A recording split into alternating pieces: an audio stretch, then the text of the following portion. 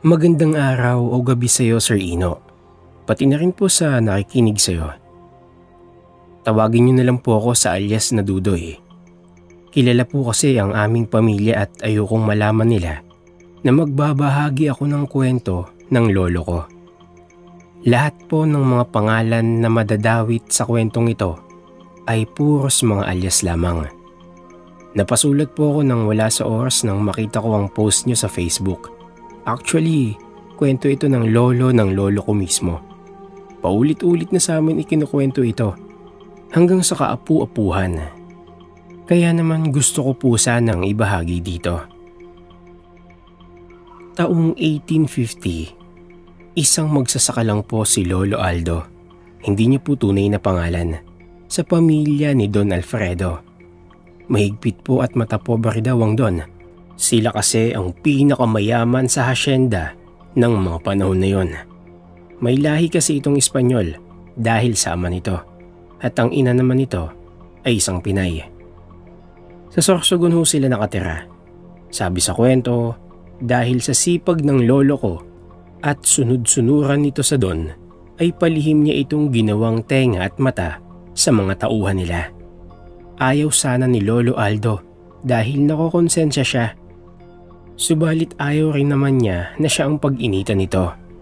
Baka kasi mamaya niyan may espiya pa siyang iba at isumbong pa na wala siyang ginagawa. May plantasyon ng pili ang Don, pero mas malaki ang lupa nito pagdating sa palayan. Mababa itong magpasahod sa mga magsasaka dahil nga para sa kanya ay mangmang ang mga ito at wala silang pagpipilian kung hindi sumunod na lang. Dahil kung hindi, mamamatay sila sa gutom. Pagkakaitan ng limos, papalayasin at ang malala ay susunugin ang kanilang kubo. Ganyan kahigpit ang Don. Walang magawa ang asawa rin itong si Doña Consolacion. Mabait ang Doña, subalit walang boses. Paano pa si Lolo Aldo? At dahil nga sa gahaman at sakim na Don, ay napilitan dumikwat ang iba sa tuwing aani. Hindi upang ibenta, kung hindi para pandagdag sa pagkain. Mga magsasaka nga ngunit gutom sa sarili nilang itinatanim. Sadyang kahirap daw ng buhay ng mga panahon na yan. Ang bigat ng loob ni Lolo Aldo sa tuwing isusumbong niya ang kanyang mga kasamahan. Masyado siyang duwag, ngunit wala rin siyang magagawa. Bihag rin siya ng kahirapan. Walang nakakaalam na isa siya sa espiya dahil sa bait nito. Tahimik at walang nakakaaway. Ngunit sadyang hindi bulag at bingi ang Diyos dahil dumating ang panahon na kinarma siya. Dahil sa lubos na pagtitiwala ng Don ay isinama niya si Lolo Aldo sa kanilang bakasyon papunta sana sa Maynila. Kahit sabihin pang bakasyon iyon, ay alam ni Lolo na magiging utusan pa rin siya ng mga to. Nang mga panahon na yan ay hindi raw uso ang sasakyan, kaya nakakalesa lang sila. Ang pagkakaingatan lang daw nila ay mga tulisan. Sana nga raw ay tulisan na lang ang makasagupa nila, pero hindi. Araw ng Sabado nang gumayak sina Don Alfredo at ang asawa nito. May iniwan siyang mga tauhan para magbantay sa kanyang plantasyon at sa pag-alis rin nila ay nagdala rin ang Don ng iba pang tauhan. Kaya 2 kalesa ang dinala nila papunta sa Maynila. Aabutin kasi sila ng 3 araw sa paglalakbay. Habang naglalakbay ay banas na banas noon ang Lolo Aldo ko dahil sa halos wala na siyang itinulog. Bukod kasi sa isa siya sa mga kotsero ay naging utusan na rin siya ng Don. Mabuti na lang at wala pa silang anak ng kanyang asawa. Pagod at puyat ang lolo ko, ni hindi tumutulong yung iba niyang tauhan na nasa kabilang kalesa, kaya tiniis na lang niya. Isa pa, parang alanganin sa pagturo ng daan ng Don na may hawak ng mapa. Kaya imbis na 3 araw ay humigit pa sa 1 araw ang kanilang paglalakbay na hindi pa dumarating sa kanilang paroroonan. Ngunit walang makapagreklamo sa Don kahit ramdam nila na naliligaw na sila. Hanggang sa bigla na lang bumuhos ang ulan sa kalagitnaan ng kanilang paglalakbay. Aldo, maghanap ka nga ng masisilungan. Utos ng Don kay Lolo. Wala naman sa kanila ang mapa. Nasa amo niya mismo.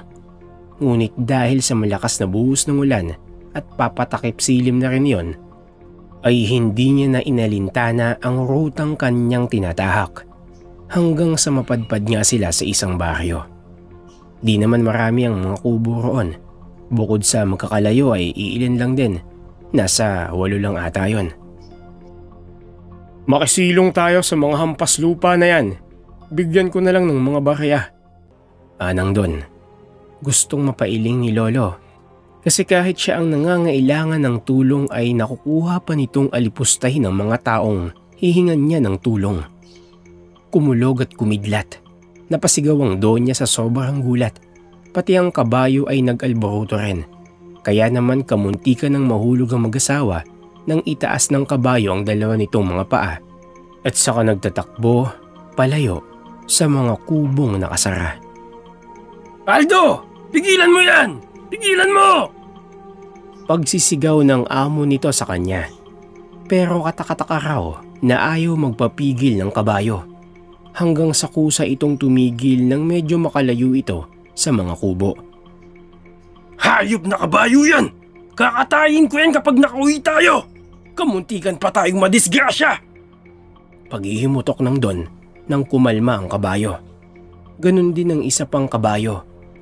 Nagwala at nagtatakbo na sumunod na rin pala sa kanila. Parang may kinakatakutan sa lugar na yon ang mga kabayo. Naghinala si Lolo ng oras na yon. Subalit muli silang pinabalik ng Don sa mga kubo upang makiusap na magpalipas sila ng gabi ng oras na yon. Itinali na lang nila ang mga kabayo doon sa kung saan sila huminto. Wala naman daw sigurong magnanakaw. Papadilim na rin kasi. Bale, 2 tao ang nasa kabilang kalesa at 3 naman sina Lolo Aldo sa kanilang kalesa. Nainis pa nga raw si Lolo dahil bukod sa pagod na nga, ay siya pa ang pinakatok sa unang kubo. Parang walang ginagawa yung 2 nilang kasamang lalaki. Tao po! Tawag ni Lolo, nakailang ulit pa raw itong tumawag hanggang sa pagbuksan na nga siya ng pintuan. Dahan-dahan pa yon, ni hindi na nga nagtanong kung sino ba sila. Hanggang sa may babaeng dumungaw. Maganda daw, Boss Ino, at halatang dalaga pa. Sino pa sila? Mailap na tanong ng babae. Pasensya na po sa abala pero makikiusap lang ho kami kung pwede bang magpalipas ng gabi rito. Paliwanag ni Lolo. Unti-unting gumapang ang kaba sa kanyang dibdib, lalo na nang wala siyang naaaninag na pag-aalangan. Bagkus ay isang makahulugang ngiti ang itinugon niya. Wala namang matinong babae na hindi matatakot magpatuloy sa mga estrangherong kagaya nila, lalo na at babae yun. Tuloy. Maikling tugon ng babae. Binuksan nito ang pintuan ng malapad at doon sumamyo ang nakakasulasok na amoy. Halos gusto niyang masuka, ngunit pinigilan niya ang kanyang sarili. Sila ang humihingi ng tulong, kaya nakakabastos kung susuka ito sa harapan ng kubo. Lumingon na lang si Lolo sa kinaroroonan ng amo nito na pinapayungan ng 2. Tinanguan niya ang mga iyon upang iparating na pwede na silang makituloy. Ngunit katakatakang nawala ang mabahong amoy kanina. Naisip ni Lolo na baka may patay na hayop lang sa silong ng kubo at sumamyo ang hangin sa direksyon niya kaya naamoy niya iyon. Nagpahuli raw sa pagpasok si Lolo. Pinauna niya ang mga amo at ang 2 umaastaring amo. Nang makapasok na raw ay napansin niyang bumukas ang pintuan ng mga kalapit na kubo. Nagsalubong ang kanyang kilay nang makita ang mga kababaihan na nakasungaw sa may pinto. Wala daw ni isang lalaki roon at halos mukhang dalaga ang mga yon. Doon nagsimula na siyang mag-isip. Kakaiba na rin kasi ang tingin nila sa kanya. Animoy minamatyagan sila. Kahina-hinala rin na hindi nagreklamo ang Don nang makapasok. Walang nagsasalita at lahat ay tahimik lang. Hinainan ng mainit na tubig ng dalaga sina Lolo. Kakaiba ang pananahimik ng mga kasamahan niya dahil para itong mga wala sa wisyo. Ni hindi nagpakilala ang babae sa kanila at tahimik lang ito. Kumabog ang kanyang dibdib, lalo na nang ngisian siya ng babae. May pagkawais si Lolo dahil hindi ito nagpaapekto. Nagkunwari siyang nasa loob rin ng hipnotismo. Magpahinga na kayo. Mamaya, darating na mga bisita. Anang dalaga. Doon lang nakumpirma ni Lolo na kinokontrol na sila ng babae, lalo na nang sumunod ang apat sa sinabi niya. Gusto nang maiyak ni Lolo ng mga oras na yaon kasi alam niyang nasa baryo sila ng mga aswang. Nakisabay siya sa mga ginagawa ng kanyang mga kasama. Nahiga sila sa tabla, walang sapin o anuman. Nanatiling nakiramdam si Lolo. Pagkuway lumabas ang babae. Nakita niyang naglakad yun papalayo sa kanyang kubo. Kaya naman kinuha na niya yung pagkakataon na gisingin ng mga kasama. Ngunit ayaw maghising-gising ng mga yon. Hanggang sa inilabas na niya ang mainit-init niyang agimat, ang San Benito. May ganoon siya dahil pamana pa yon sa kanya, kaya hindi siya tinabla ng panlalansi ng babae. At maya-maya ay nagtagumpay siya sa paggising sa mga kasama. Kailangan na natin makaalis rito. Hindi mga tao ang nakatira rito. Nanginginig na sabi ni Lolo. Ano ba ang pinagsasabi mo ha? Anong hindi tao? Aldo, matulog ka na. Pagod lang yan. Ipahinga mo na lang. Sabi ng Don sa kanya. Pero inakay niya ito sa tabi ng pintuan. Nakasilip lang sina Lolo sa may mga butas at doon nakita nila ang kumpulan ng mga babae. Bakit nagpapabasa sila sa ulan? Takang tanong ng Don. Ngunit nagtayuan daw ang kanilang mga balahibo sa katawan nang sabay-sabay na lumingon sa kanila ang mga kababaihan. Boss Ino, ayon sa description ng lolo ko ay puro sila nakaitim.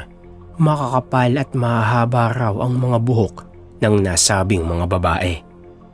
Pailalim sila kung tumitig na talaga namang magbibigay sa'yo ng kakaibang kilabot, lalo na nang magsimulang magsitayuan ang kani-kanilang buhok. Putang ina! Ano mga yan? Naibulalas ng Don. Humaba na parang mga galamay ang buhok nila. Nagsitulisan ang mga ngipin, kumulubot ang mga mukha. Napakabalasik ng kanilang itsura. Hindi raw sila nakagalaw kaagad. Pati si Lolo ay halos na estatwa na rin sa takot. Napukaw lang ang kanilang wisyo nang magpaputok ang Don ng baril. Umalis na tayo rito! Sigaw ng Don. Naunang mag-asawa habang nakatutok ang baril sa mga aswang. Mabuti na lang at tinatablan sila. Ngunit dahil marami rin ng mga yon, ay alam nilang madedehado sila. Isa pa, papadilim na rin. Tili ng tili ang Donya habang mahigpit na nakahawak sa asawa. Ngunit dahil sa mga galamay na buhok ng aswang, ay nasakmal nila ang butihing Donya. Mahal! Sigaw ng Don na napatigil sa pagtakbo. Pinagbabaril niya ang mga yon, ngunit natusok na ng buhok ang asawa niya.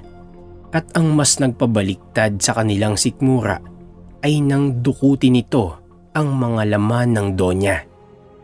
Halos hindi na nga rin nila iniinda ang baril dahil sa pagdumog nila sa babae. Umalis na po tayo! Sigaw ni Lolo sa kanyang amo. Ngunit nanatili ito sa kinatatayuan habang nagbababaril pa rin. Sigaw ng sigaw habang umiiyak. Wala nang oras sina Lolo, kaya naman hinayaan na nila ang Don. Tumakbo si Lolo dahil hinabol na rin sila ng ilan pang aswang. Mabuti na lamang at napakabilis niyang tumakbo. Dinakma ng 2 aswang ang 2 pa niyang kasama. Dahil sa pananabik ng laman ay dinumog iyon ng ilan. kaya hindi na siya hinabol ng mga aswang. Masama man pakinggan, ngunit pagkakataon ni Lolo yun para mailigtas ang sarili. Lumingon pa siya panandalian. Nakita niya ang Don na naputol ang katawan nito na nakalipad sa ere dahil pinag-agawan ng mga gutom na halimaw. Yung bituka nito'y nakakapit pa rin sa kabilang katawan. Naduwal siya dahil hindi na niya napigilan. Nagpatuloy siya sa pagtakbo nang tanawin siya ng isang aswang na sumasagpang sa dalawang gwardya. Pagod na siya. Pilit na inaabot ng mga galamay na buhok si Lolo, ngunit hindi siya sumuko. "Tulong! Tulong!" Pagsusumigaw niya kahit alam naman niyang imposibleng may makarinig sa kanya. Narinig na lang niyang papalayo na ang mga huni ng mga aswang. Lumapit sa kanya ang mga armadong lalaki na napag-alaman niyang mga tulisan, ngunit kahit ganoon ay hindi siya natakot sa mga to. Nang makita niya ang mga tulisan na iyon ay agad nilang tinulungan si Lolo. Naawa daw sila rito dahil sa panginginig nito. Isinama siya sa kuta ng mga iyon na malapit lang din sa Santa Filomena. "Kung gayon ay manlalakbay kayo galing sa Sorsogon, hindi naman dito yung daan papunta sa Maynila. Mukhang naligaw kayo ng amo mo at doon pa kayo napadpad sa pugad ng mga kubot," anang commander nang kausapin niya ito. 2 araw rin kasing hindi makapagsalita si Lolo dahil sa sobrang takot. Ni pagkaluskos nga'y kinakatakutan niya. Madali siyang magulat at palagi na'y nasa sulok lamang.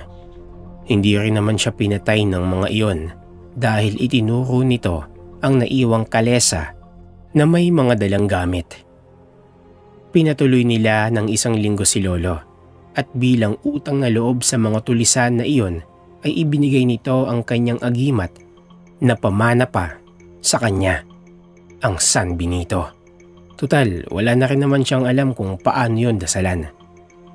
Kaya pala walang takot ang mga bandidong yun ay dahil may kanya-kanya silang mga agimat. Dahil sa pasasalamat ay inihatid nila si Lolo pabalik sa Sorsogon. Ngunit tuwing sasapit ang dilim sa kanilang paglalakbay ay nagiging aligaga si Lolo. Lagi na'y alerto ito sa paligid, kaya nang dumating siya sa baryo nila'y pagod at puyat na puyat siya. Isinalaysay niya ang mga nangyari at bilang siya ang kanang kamay ng Don ay siya ang nagmay-ari ng negosyo nito. Kaya naman naging instant mayaman si Lolo. Mabait ito sa mga tao niya at may malasakit. Kaya naman napatakbo niya ng maayos ang farm nila na walang nandidekwat. Ngunit ang bakas ng trahedya ay hindi niya makakalimutan. Napagalaman niyang ang tawag sa mga naengkwentro nilang aswang ay mga kubot. Ang pinakamabisang pangontra sa kanila ay apoy. Kaya pala ganun na lang sila atakihin ng mga yon dahil umuulan at wala rin silang panlaban. Hanggang dito na lang po, Bossino. Sana nabubuhay pa ang kaluluwa namin para marinig niya ang kanyang kwento sa inyong channel. Mag-iingat po kayong lahat. More power po sa inyong channel, Sir Ino. Salamat po.